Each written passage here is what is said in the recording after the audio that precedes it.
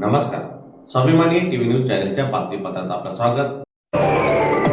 MIDC Mahavitaran कक्ष धुळेतर्फे गडावर जाणाऱ्या भाविकांना मावा कुल्फींचे करण्यात आले वाटप.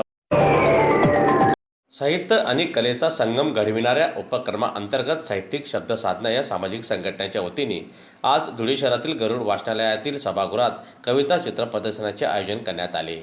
या प्रदर्शनात विविध कवींनी आपल्या कविताद्वारे समाजातील विविध पैलूंचे चित्रण मांडले. दरम्यान कार्यक्रमाप्रसंगी साहित्यिक शब्द साधना या संघटनेचे नेते श्री दर्शन कुमार आणि श्री संजय धनगवाळ यांच्या हस्ते निमंत्रित कवींना सन्मानचिन्हासह प्रमाणपत्राचे वाटप करण्यात आले. आजच्या या कार्यक्रमासाठी महाराष्ट्रातील विविध जिल्ह्यातील कवी उपस्थित होते. नमस्कार, मी दर्शन कुमार नेरकर.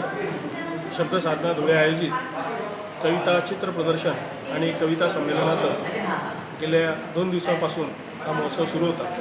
28 आणि 29 या 2 दिवसामध्ये कविता चित्र प्रदर्शन आणि कविता वाचनाचा आज कार्यक्रम संपन्न झालेला आहे. या कार्यक्रमात अगदी देशविदेशातून लोक आलेली आहेत. महाराष्ट्रातून नव्हे तर महाराष्ट्राच्या बाहेर आणि पार सिंगापूरपर्यंत कवी कवयित्री सहभागी झालेले आहेत.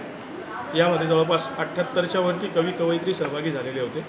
आणि आज या कार्यक्रमामध्ये श्री बाळासाहेब गिरी, संजय धनगवाळ, सुनंदा वैद्य आणि मुंबईहून विशेष उपस्थिती जयेश पवार हे मुख्य कवी कवयित्री सहभागी झालेले होते.